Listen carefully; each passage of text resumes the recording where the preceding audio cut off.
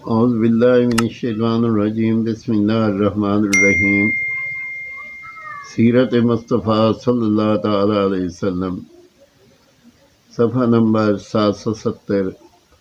عالم جمادات کے معجزات ہم پہلے تحریر کر چکے ہیں۔ حضور شہنشاہ کونین صلی اللہ تعالی علیہ وسلم کے معجزات کی حکمرانی کا پرچم عالم کائنات کی تمام مخلوقات پر لہرا چکا ہے۔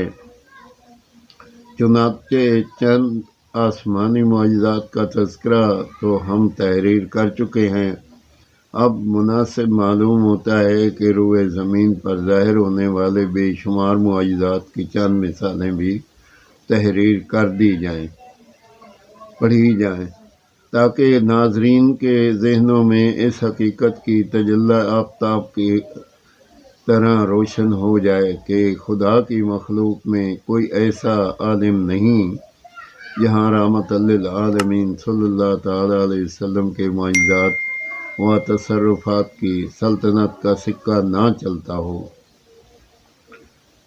چٹان کا بکھر جانا۔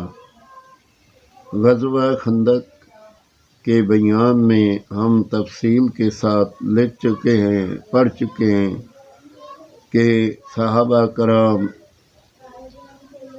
رضی اللہ تعالی عنہم مدینہ کے چاروں طرف کفار کے حملوں سے بچنے کے لیے خندق کھود رہے تھے۔ اتفاق سے ایک بہت ہی سخت چٹان نکل آئی۔ صحابہ کرام رضی اللہ تعالی عنہ نے اپنی اجتماعی طاقت سے ہر چند اس کو توڑنا چاہا، مگر وہ کسی طرح نہ ٹوٹ سکی۔ پاوڑے اس پر پڑھ کر اچٹ جاتے تھے۔ جب لوگوں نے مجبور ہو کر خدمت اقدس میں یہ ماجرا عرض کیا تو آپ خود اٹھ کر تشریف لائے اور پاوڑا ہاتھ میں لے کر ایک ضرب لگائے، وہ چٹان ریت کے بھربھرے ٹیلوں کی طرح چور ہو کر بکھر گئی۔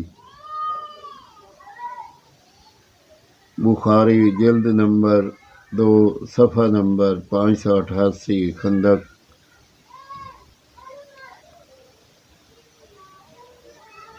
اشارہ سے بتوں کا گر جانا۔ ہرگز ہر شخص جانتا ہے کہ فتح مکہ سے پہلے خانہ کعبہ میں 360 بتوں کی پوجا ہوتی تھی۔ فتح مکہ کے دن حضور اقدس صلی اللہ تعالی علیہ وسلم کعبہ میں تشریف لے گئے۔ اس وقت دست مبارک میں ایک چھڑی تھی اور آپ زبان اقدس سے یہ عہد فرما رہے تھے، یا الحق و زہق الباطل باطل کان زہوقا۔ حق آ گیا اور باطل مٹ گیا، یقیناً باطل مٹنے ہی سے قابل تھا۔ آپ اپنی چھڑی سے جس بت کی طرف اشارہ فرماتے تھے وہ بغیر چھوئے ہوئے فقط اشارہ کرتے ہی دم سے زمین پر گر پڑتا۔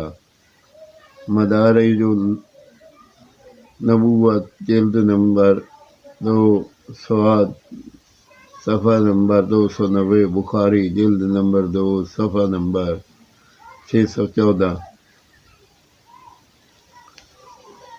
پہاڑوں کا سلام کرنا۔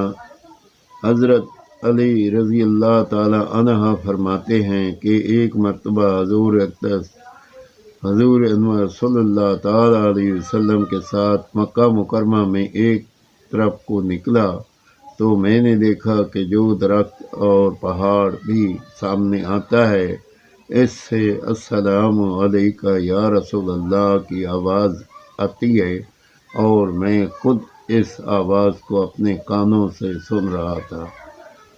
ترمذی جلد نمبر 2 صفحہ نمبر 203۔